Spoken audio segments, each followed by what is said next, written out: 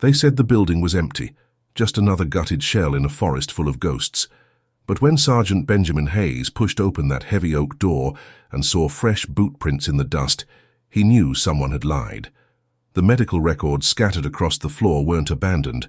They were recent, and the name at the top of the evacuation log made his blood run cold. Oberstleutnant Klaus Richter, the butcher of the Ardennes, the man responsible for 3,000 American deaths. Right here, right now. Hayes had 7 men, no radio contact, and a choice that would haunt him forever. He looked back at his squad, their faces tight with the same realization, and whispered the words that would change everything. Before we continue, please subscribe to the channel and let us know where you're listening in the comments.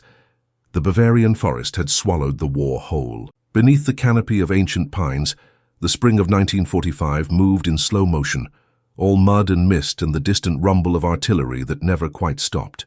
Sergeant Benjamin Hayes walked point, his Thompson submachine gun held low but ready, eyes scanning the tree line out of habit more than expectation. Behind him, 7 men moved in practiced silence, their boots sucking at the soft earth with each careful step. They were supply runners, not infantry. The 523rd Quartermaster Truck Company, tasked with hauling ammunition and rations to the front lines that kept pushing deeper into Germany. Black soldiers doing the work nobody wanted to talk about, the unglamorous labor that kept white combat units fed and armed. Hayes had made peace with that reality 2 years ago when he'd traded his dreams of leading men into battle for the practical acceptance that the army had already decided what men who looked like him were worth. But today was different. Today they were off mission chasing a rumor. Private Thomas Lee moved up alongside Hayes, his rifle slung over his shoulder, canteen rattling against his hip. He was 19, baby-faced, still carried a photograph of his mother tucked inside his helmet liner. "Sarge," he said quietly, "we sure about this? Command's going to be asking where we are." Hayes didn't slow his pace. "Command can wait. Intelligence said there might be supplies in this sector, medical supplies. Morphine, sulfur powder, plasma. Frontline units are running dry." It wasn't entirely true, but it wasn't entirely a lie either. 3 days ago, a reconnaissance patrol had reported an abandoned German field hospital somewhere in this forest. Abandoned meant available, meant supplies the army desperately needed and wouldn't ask too many questions about how they acquired them. Hayes had volunteered his squad for the recovery mission, and the captain had signed off without much interest. Another supply run, another day of invisible work.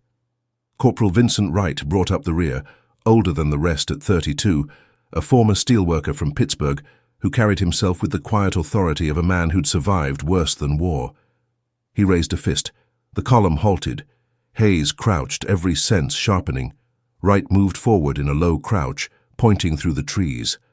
There, through the mist and the gaps between the pines, a structure, large, built of stone, its walls stained dark with moisture and age.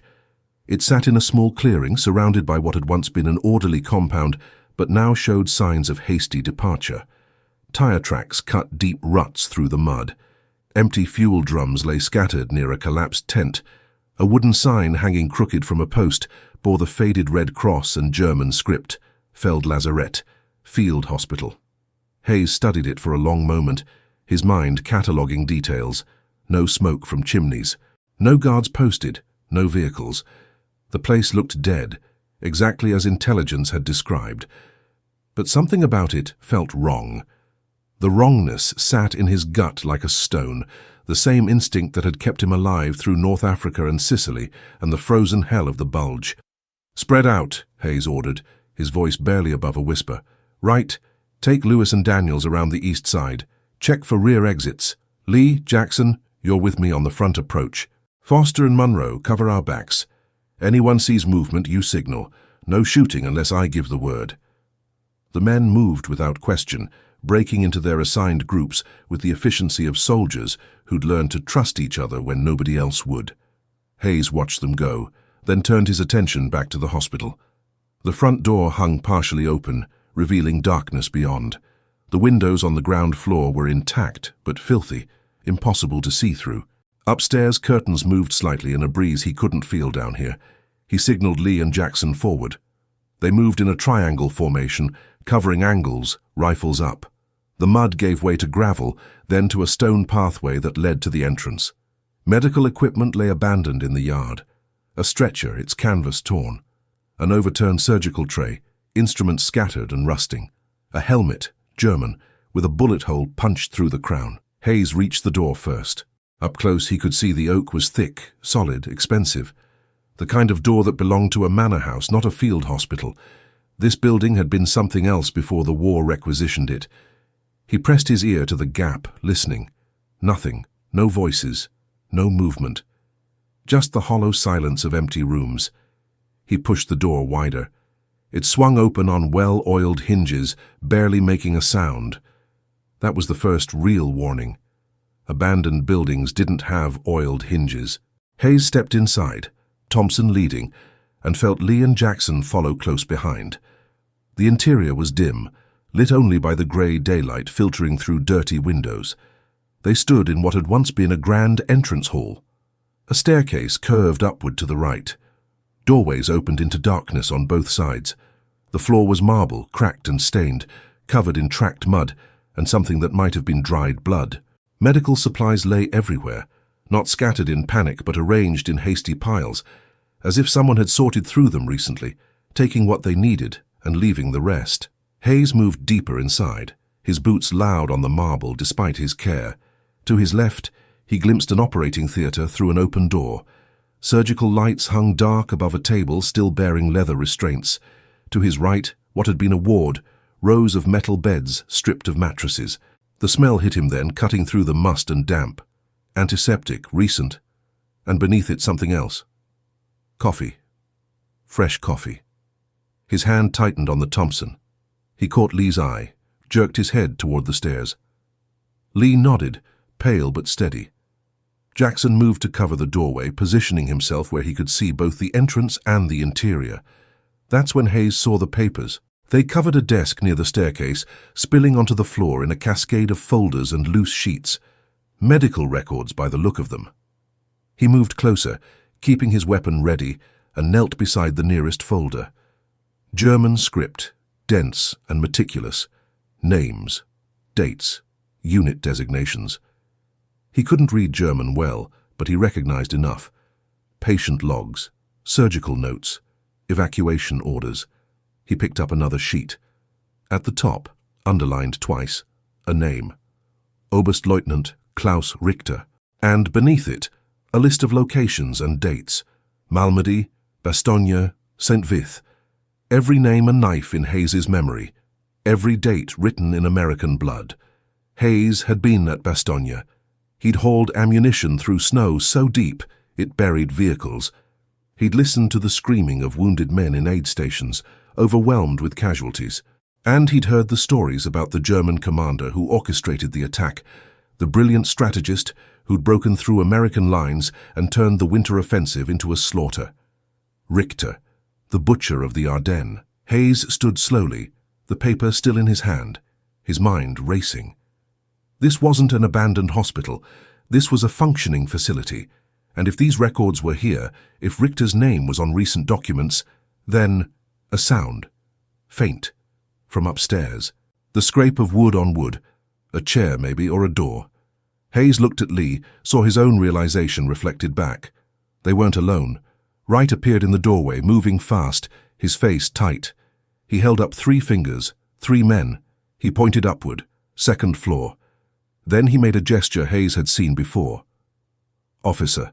Wright had seen an officer's uniform. Hayes's mind moved through possibilities in seconds. They were 8 men, lightly armed, deep in enemy territory with no support. If there were Germans upstairs armed and alert, a firefight would be suicide. But if they pulled back now, reported what they'd found, waited for proper infantry to clear the building, whoever was up there would be gone before reinforcements arrived. The war was chaos. The lines were collapsing. By tomorrow, this entire forest could be overrun with retreating Germans, and Richter would disappear into the madness. 3,000 men. That's how many Americans had died because of Klaus Richter's strategies. And Hayes was standing in the same building, with 7 soldiers, and a choice. He moved back to the entrance, gathering his squad with hand signals. They clustered in the doorway, speaking in whispers that barely carried. "There's someone upstairs," Hayes said. "Wright saw at least 3. One's wearing officer insignia." "Could be anyone," Foster murmured. He was the oldest, 41, had fought in the First War. "Medical staff, supply clerks." "Could be Richter," Hayes replied. He showed them the evacuation log. "His name's all over these documents, recent documents." The weight of that settled over them.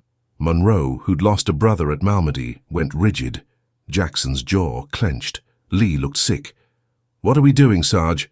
Wright asked. The question carried more weight than the words. What are we doing? Not what should we do, but what are we actually going to do right now, with no time to think and no good options? Hayes looked at each of them. 7 faces. 7 lives he was responsible for. 7 men who'd followed him through every miserable mile of this war without question. Men who deserved to go home. Men who'd already given more than the army had any right to ask. "We can pull back," Hayes said quietly. "Report what we found. Let command send a real unit to handle it." "By then he's gone," Monroe said. His voice was flat, dead. "Maybe," Hayes admitted. "Probably. Or we go in, clear the building, take whoever's up there prisoner." 8 against unknown, Wright said. "No support, no extraction. If it goes wrong, we die here," Hayes finished. "I know." The silence stretched. Outside, the wind moved through the pines. Somewhere distant, artillery rumbled. The war grinding forward, indifferent to the choice 8 men faced in a forgotten corner of Bavaria. Hayes looked down at the paper in his hand. Oberstleutnant Klaus Richter. He thought about Bastogne, about frozen bodies stacked like cordwood outside aid stations, about the men who'd never made it home because one brilliant German officer had outmaneuvered them. He thought about his squad, about Thomas Lee's mother waiting in Georgia, about Foster's grandchildren in Alabama, about every reason they deserved to walk away from this. And he thought about the 3,000 ghosts who didn't get to make that choice. "I need to know you're with me," Hayes said. "Whatever we decide.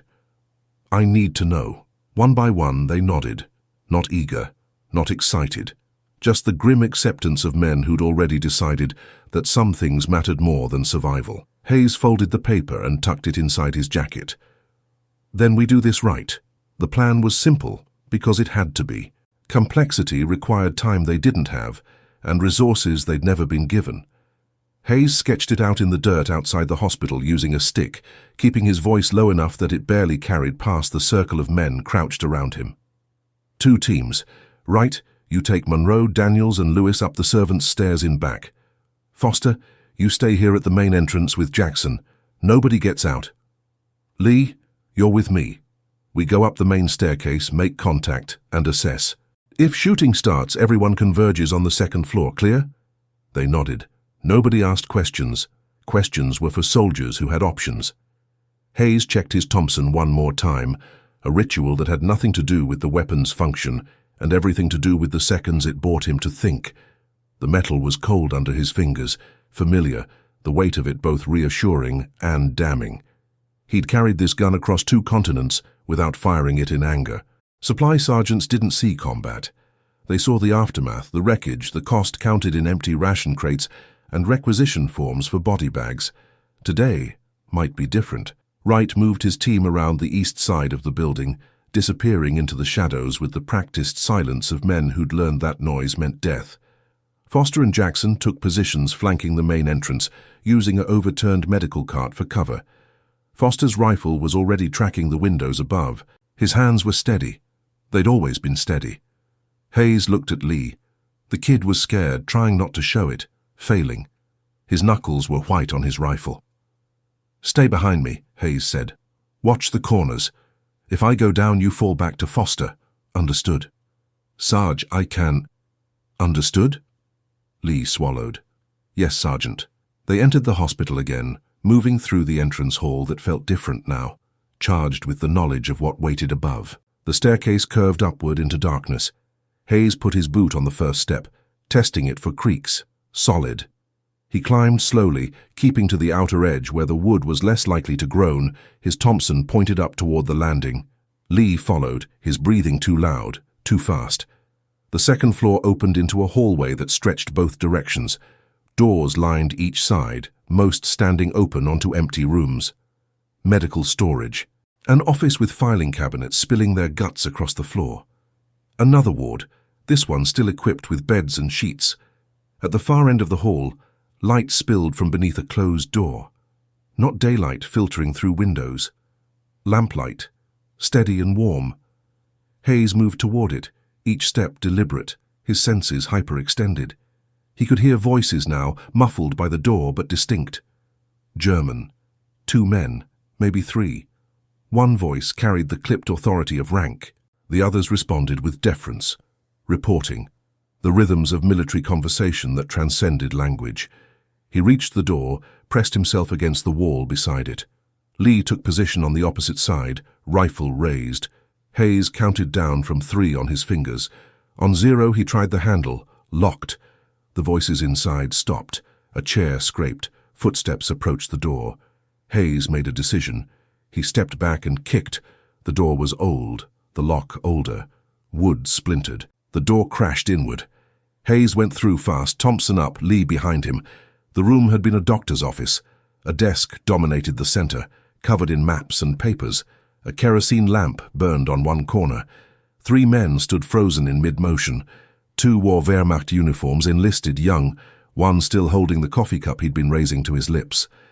The third man was older, 50 maybe, his uniform jacket unbuttoned, sleeves rolled up, revealing a blood-stained shirt beneath. Officer's insignia on his collar, major's rank, and on his face the carefully controlled expression of a man trying to calculate odds while reaching slowly toward the pistol holstered at his hip. "Hands up," Hayes barked in English. Then, searching for the German he'd picked up, "Hände hoch." The 2 younger soldiers complied immediately, their hands shooting skyward, the coffee cup clattering to the floor. But the major paused, his hand hovering near his holster, his eyes moving from Hayes to Lee and back again. Measuring. Deciding. "Don't," Hayes said quietly. The major's hand continued its trajectory, fingers closing around the pistol grip. Hayes fired. A single round from the Thompson aimed low.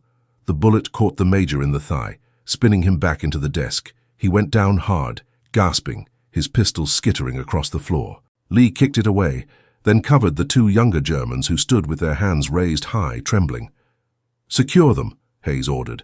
Lee moved forward with cord from his pack, binding their wrists with shaking hands. The Germans didn't resist. They looked terrified, barely out of their teens, their faces pale in the lamplight. Hayes crouched beside the major, who dragged himself half upright against the desk, both hands pressed to his bleeding leg. Blood seeped between his fingers, dark and steady, but not arterial. The major looked up at him, pain tightening his features, but his eyes were sharp, evaluating. "English," the major said through gritted teeth. "You speak English." "I speak enough German to tell you to shut up," Hayes replied.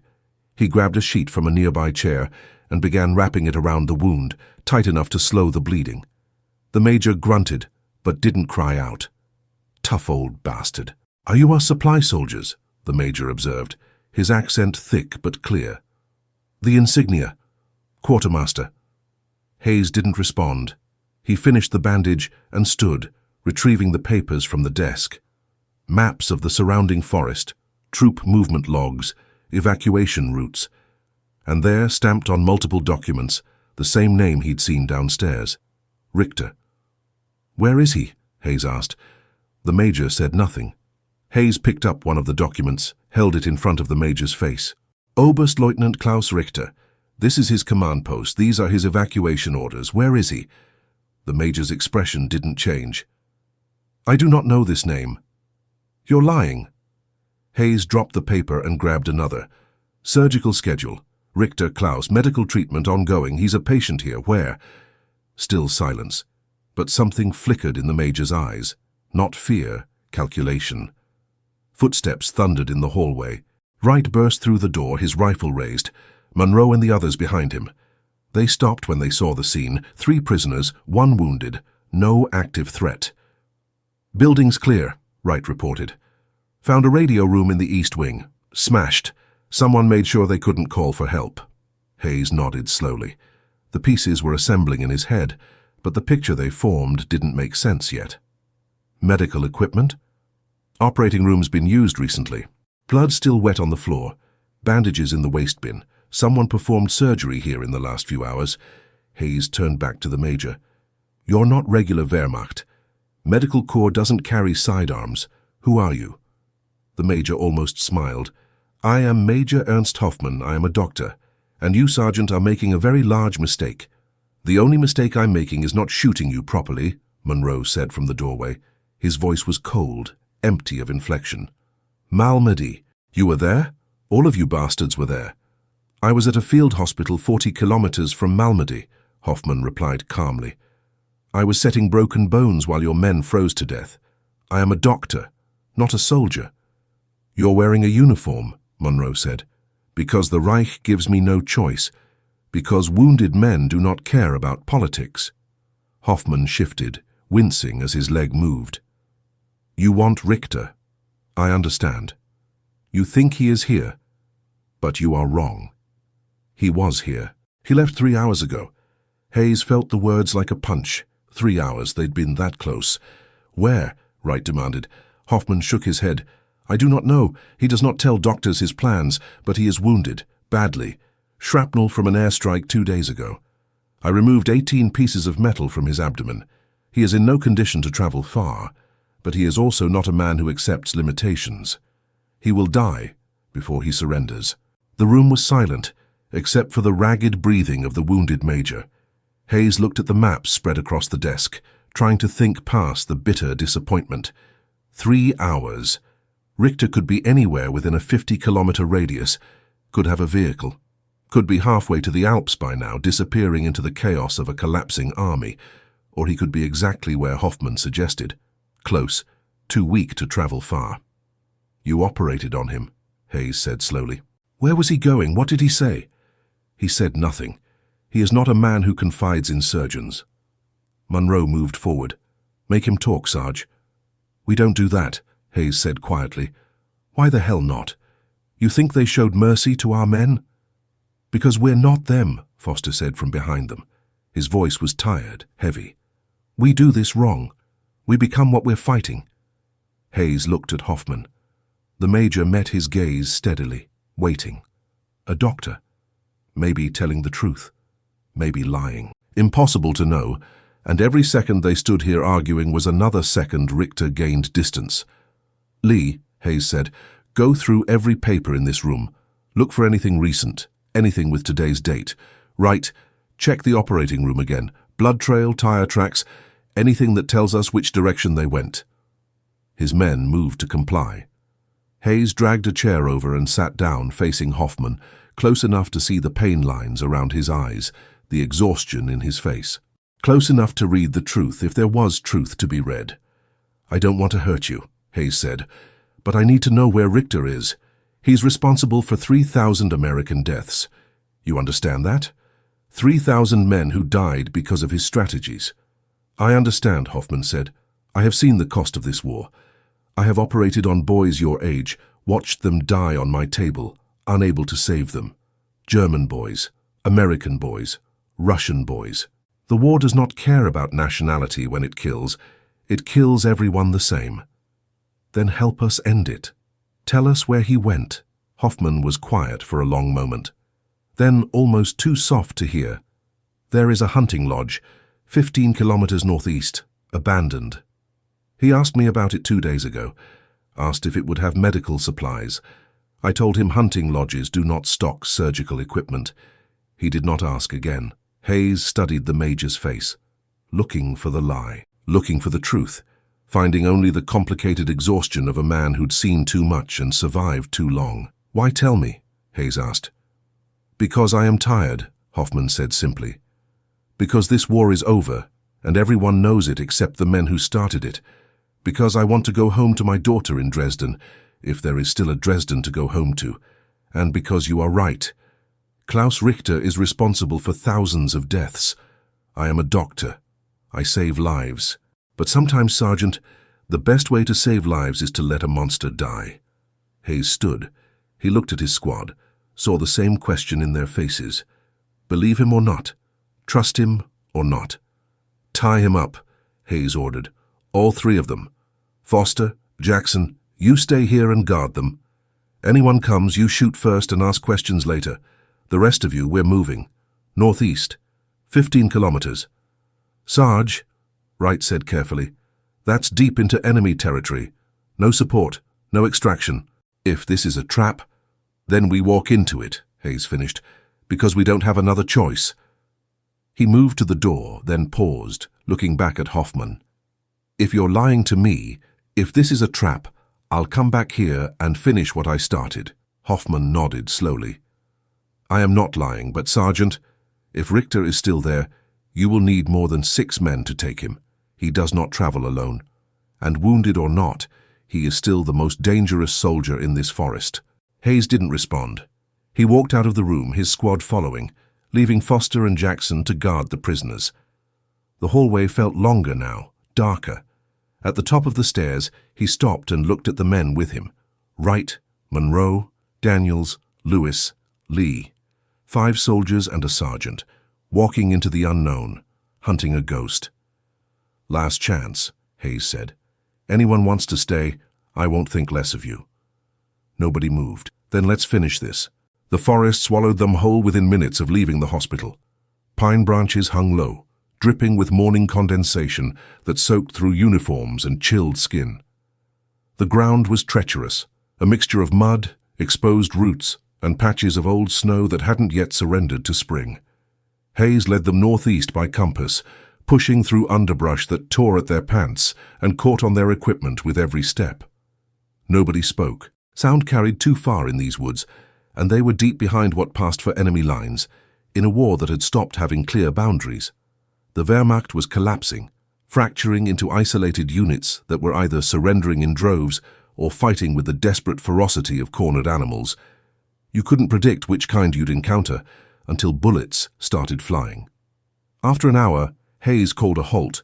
They'd covered maybe 3 kilometers, far slower than he'd hoped. The terrain was worse than the maps suggested, and the maps had been optimistic to begin with. Wright moved up beside him, breathing hard, his uniform dark with sweat despite the cold. At this pace, it'll be dark before we get there, Wright said quietly. Hayes knew.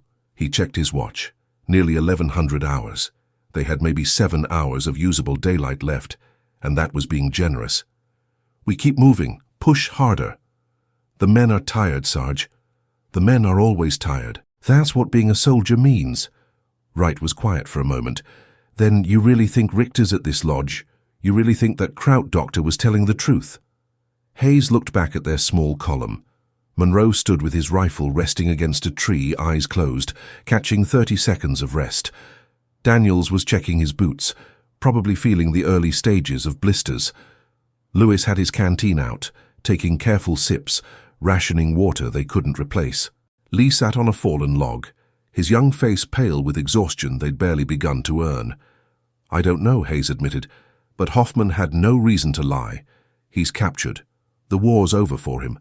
Why send us on a wild chase? Maybe to buy Richter time. Maybe Richter's going the opposite direction, while we're out here playing Daniel Boone in the German woods. It was possible. More than possible. Hayes had considered it from every angle during the march, turning the variables over in his mind like stones. But the alternative was giving up, walking away, reporting back that they'd found an abandoned hospital and some German medical personnel, then watching Richter disappear into history like smoke. We keep going, Hayes said. They moved out again. The forest grew denser, darker. Ancient pines gave way to younger growth, thick and tangled. Game trails appeared and vanished. Twice they had to backtrack when the terrain became impassable. Once they heard engines in the distance, trucks or half-tracks, impossible to tell which side. They went to ground, lying in the mud for 15 minutes while the sound faded, before continuing. Around 1300 hours they found the first real sign, a path, barely visible, cutting through the underbrush at an angle to their route. Fresh boot prints pressed into the soft earth. Hayes knelt, studying them. 2 men, maybe 3. Recent within the last few hours. One set of prints showed a slight drag, as if the walker was favoring one leg. Wounded, Hayes looked at Monroe, who'd crouched beside him. Monroe nodded slowly. Could be him. Could be anybody, Wright countered. Could be deserters. Could be foresters. In military boots? Monroe picked up a branch that had been broken and tossed aside. The break was fresh, the wood inside still pale. Someone came through here today, heading that direction. He pointed northeast, the same direction as the hunting lodge. Hayes made the decision. We follow the trail. The path made travel easier, but more dangerous. Easier because the underbrush had been cleared, probably decades ago when this had been maintained hunting grounds for some wealthy German family. More dangerous because if they could move faster, so could anyone else. So could an ambush. Hayes put Lee on point. The kid was the youngest, had the sharpest eyes. "Can you see anything? Anything at all that doesn't look right, you signal. Don't wait, don't think, just signal." Lee nodded, gripping his rifle tighter, and moved forward.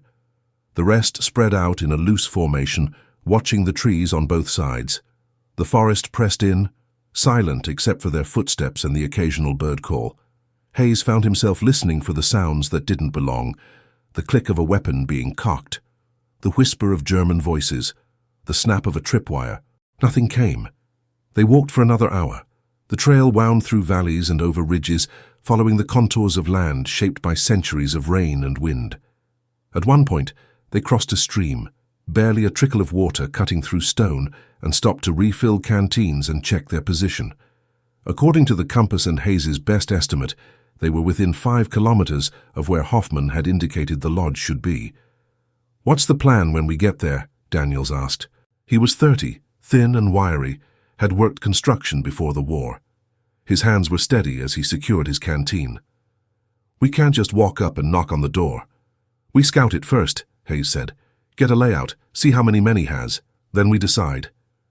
"Decide what?" Monroe's voice was hard. "We came here to finish this. Every minute we wait is another chance for him to slip away." "We came here to capture or kill a German officer," Hayes corrected. "We didn't come here to commit suicide. If he's got a platoon guarding him, we pull back and report. If it's a small group, something we can handle, then we engage, but we do this smart." Monroe looked like he wanted to argue, but Wright caught his eye and shook his head slightly. Monroe subsided, but the tension remained, coiled tight in his shoulders. They moved out again. The sun had passed its peak, beginning the long slide toward evening. Shadows lengthened between the trees. The temperature dropped. Hayes could feel exhaustion settling into his bones, the kind of tiredness that came from too many miles and too little sleep over too many days. The whole squad felt it. They moved slower now, steps heavier, reflexes dulled. Lee raised his fist. Everyone froze. The kid was crouched behind a fallen tree, pointing ahead. Hayes moved up carefully, staying low. Lee whispered, "Smoke. Smell it." Hayes did, faint, but distinct. Wood smoke. Someone had a fire going, close enough that the scent carried on the breeze. They advanced with extreme caution now, spreading wider, using every tree and depression for cover. The smoke smell grew stronger. Then, through the trees ahead, Hayes saw it. A clearing. And in the clearing, a structure. The hunting lodge was larger than Hayes had expected. 2 stories, built of dark wood and stone, with a steep roof designed to shed snow. A porch wrapped around the front, and smoke rose from a chimney on the north side. The windows were shuttered, no light visible, but the smoke said someone was home. More than that, someone felt secure enough to risk a fire. Hayes signaled his squad to hold position. They formed a loose perimeter in the trees, 50 meters from the clearing's edge. He studied the lodge through gaps in the foliage, counting windows, noting doors, looking for movement. The front entrance, a side door, probably a back exit he couldn't see from this angle. The clearing around the lodge had been maintained once, but now grass and weeds grew knee-high, offering some concealment for an approach. 2 vehicles sat near the lodge, a Kubelwagen, the German equivalent of a jeep, and a larger truck with canvas covering the bed. Both looked operational. Both were pointed toward a dirt road that disappeared into the trees on the far side of the clearing. "How many, you think?" Wright whispered. Hayes shook his head. No way to know. Could be 3 men, could be 30. The lodge was big enough to hold a full platoon if they were packed in. As if in answer to the unspoken question, the front door opened. A German soldier stepped out, rifle slung over his shoulder, and walked to the edge of the porch. He lit a cigarette, standing there casually like a man without a care in the world. Young, probably not even 20. He finished the cigarette in 3 long drags, flicked the butt into the grass and went back inside. "One guard," Monroe muttered. "That's all. We can take them." "That's one guard we can see," Hayes replied. "Doesn't mean that's all there is." They watched for another 30 minutes. No one else appeared. The smoke continued rising from the chimney. The vehicles didn't move. The forest around them remained quiet. Hayes pulled back deeper into the trees and gathered his squad. 5 faces looked at him, waiting. 5 men who'd followed him this far and would follow him further if he asked. The weight of that responsibility pressed down like a physical thing. "Here's what we know," Hayes said quietly. "Someone's in that lodge. They've got vehicles and supplies. They feel secure enough to have a fire. We've seen one sentry, young, not particularly alert. That could mean they're a small group, or it could mean they're confident nobody's going to find them out here. Or it could mean it's a trap," Wright added. "Bait to draw in exactly what we are. A small unit that thinks they can take an easy target." "You think Hoffman lied?" Lee asked. "I think we don't know what we're walking into," Wright replied. "That's what I think." Hayes looked at Monroe. "What do you think?" Monroe's jaw was tight. "I think we didn't come this far to turn back now. I think Richter's in there. I can feel it. And I think if we leave, we'll never get another chance like this." "We could wait," Daniels suggested. "Circle the lodge. Watch it for a few hours. Get a better count of how many men are inside." "And if they leave while we're watching," Monroe countered. "If they pack up and drive away while we're being cautious? We came here to stop Richter. Every man who died at Bastogne, at Malmedy, at every other place that bastard spilled American blood, they deserve better than us sitting in the woods being careful." The argument hung in the air. Hayes could see both sides. Caution had kept them alive this long, but caution could also mean failure, could mean watching the trucks disappear down that dirt road while they crouched in the trees, safe and useless. "Sarge," Lewis spoke up. He was the quietest of them, spoke so rarely that when he did, everyone listened. "We're supply soldiers. We're not trained for this. We're not equipped for this. If we go in there and it goes wrong, nobody's coming to save us. We need to be honest about what we can and can't do." "I know what we are," Hayes said. "I know what we're not. But I also know that sometimes the right thing and the smart thing aren't the same thing. Sometimes you have to do what's right even when it's stupid." "Is that what this is?" Wright asked. "The right thing, or is this revenge dressed up as duty?" Hayes didn't have an answer for that. Maybe it was both. Maybe it didn't matter. He looked at each of them again, reading the fear and determination mixed in equal measure on their faces. "I'm going to scout closer," Hayes said finally. "Get a better look at that lodge. Count windows. Listen for voices. Get some actual intelligence instead of guessing. The rest of you stay here. If I'm not back in an hour, you pull back to the hospital and report what you found." "I'm coming with you," Monroe said immediately. "No, you're staying here." "The hell I am. You're not going out there alone." "That's exactly what I'm doing. One man moves quieter than 2. One man is harder to spot." "And if something happens to you? If you get caught? Then what?" "Then you go back," Hayes said flatly. "You go back and you tell command that an all-black supply squad found Klaus Richter and died trying to stop him. At least that way, someone knows. At least that way, it means something." The words settled over them like ash. Lee looked away. Daniels stared at the ground. Wright's expression was unreadable. "1 hour," Hayes repeated. "If I'm not back, you leave. That's an order." He didn't wait for acknowledgement. He checked his Thompson, made sure his canteen was secure so it wouldn't rattle, and moved toward the clearing. Behind him, his squad melted back into the forest, watching him go. Hayes approached the lodge from the west side, using the tall grass and scattered trees for cover. Every few meters he stopped, listened, scanned for movement. The only sound was the wind in the pines and his own heartbeat loud in his ears. He reached the edge of the clearing, 20 meters from the lodge's west wall. From here, he could see better. The building was old but maintained. The shutters were closed but intact. The porch steps showed recent use, mud tracked up onto the wood. And through a gap in one of the shutters, he caught a glimpse of lamplight inside. Voices. Faint, but clear enough. German. 2 men, maybe 3, speaking in low tones. He couldn't make out words, but he recognized the cadence. Officers, giving orders or discussing plans. Then another voice, sharper, commanding. A voice that cut through the others and demanded attention. Hayes felt the hair on the back of his neck rise. That voice carried authority, carried command, carried the absolute certainty of a man who'd led thousands of soldiers into battle. Hayes didn't need to see the face. He knew. Richter was inside that lodge. Hayes moved back through the grass and found his squad waiting. 5 faces turned toward him, already knowing the answer. "He's there," Hayes said quietly. 3, maybe 4 others with him. 2 vehicles. "If we're doing this, we do it now." Wright spoke first. "What's the layout?" Hayes sketched in the dirt. "Front entrance, side door, 2 vehicles northeast side. We draw them out. Set the Kubelwagen on fire. When they come out, we take them." "That's insane," Lewis said. "We'll have position in the trees. They'll be silhouetted against the fire." Monroe's voice was hard. "My brother died at Malmedy, 84 men murdered, and you want to give Richter a trial?" Hayes met his eyes. "We do this by the book. We give him the chance to surrender.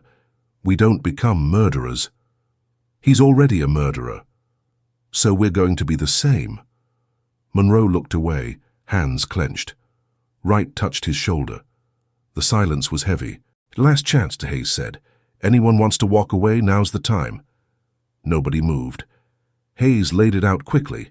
Wright and Monroe to the vehicles. Lee and Daniels covering the front. Lewis on the side door. Hayes at the tree line. 15 minutes to position. Then the fire starts. "Remember," Hayes said, "we're not infantry. We do this smart, or we die stupid." They nodded. No bravado, just grim acceptance. They moved into position. Hayes watched his watch tick through 15 eternal minutes. At 1600 hours, flames erupted from the Kubelwagen. Orange light flickered. Smoke rose thick and black. The front door slammed open. A young sentry ran toward the fire. Wright's rifle cracked. The sentry dropped. 2 more Germans appeared, rifles up.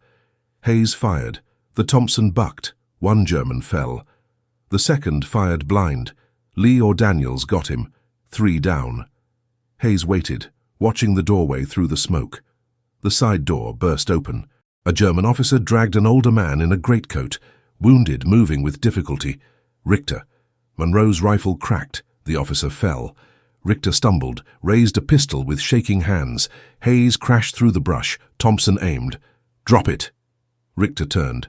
Even wounded, his eyes were calculating. A thin smile crossed his face. "American. Negro American. How interesting." "Drop the gun."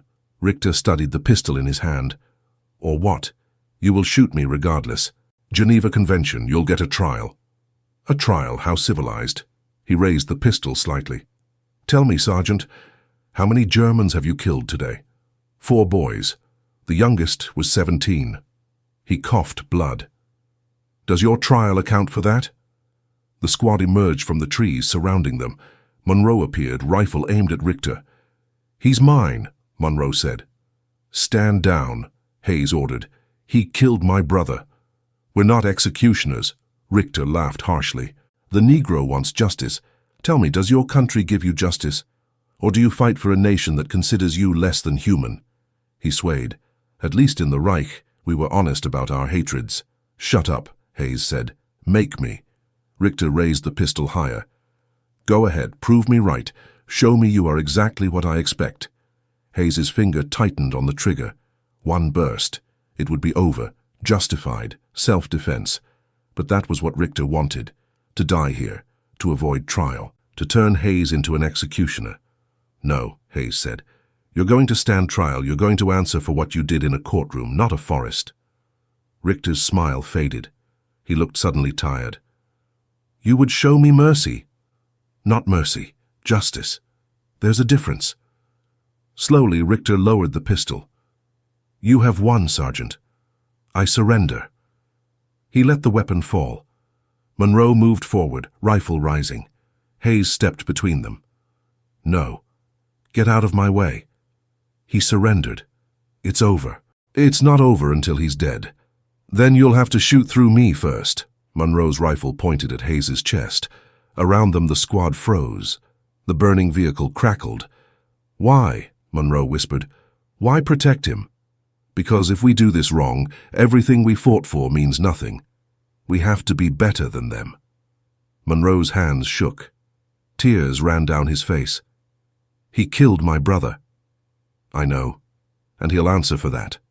But not like this, not by us. The rifle lowered. Monroe turned away, trembling. Wright led him back. Hayes turned to Richter. Secure him. They bound Richter and began the long walk back. The German moved slowly, blood soaking his greatcoat. Monroe walked at the rear, silent. As they entered the trees, Richter spoke. Why did you come? You are supply soldiers. This was not your war to fight. Hayes was quiet, then said, Maybe that's exactly why. Because nobody expected us to. Because we're supposed to just haul supplies and keep quiet. But we're soldiers too, and sometimes soldiers have to decide what's worth dying for. And was I worth dying for? No, but proving we're more than what they think we are. That was worth it. They reached the hospital at dusk. 3 days later, an infantry company arrived for the prisoners. A captain read Hayes's report, eyebrows raised. You captured Richter with a supply squad? Yes, sir. That was extremely foolish, Sergeant. Also extremely brave. I'm recommending commendations. Officially, this goes to the 71st Infantry. Unofficially, everyone will know it was you. Sometimes that has to be enough. It wasn't enough. It never would be. But it was what they had. 2 weeks later, the war ended. Hayes and his squad returned to depot duty near Paris. They didn't talk about the forest. Monroe grew quiet, distant. Lee became older than his 19 years. Wright wrote long letters home. Hayes learned Richter was tried at Nuremberg, convicted, sentenced to death. He wondered if that was justice, if it made any difference to the men who'd died at Malmedy, if Monroe's brother could rest easier. He never found out.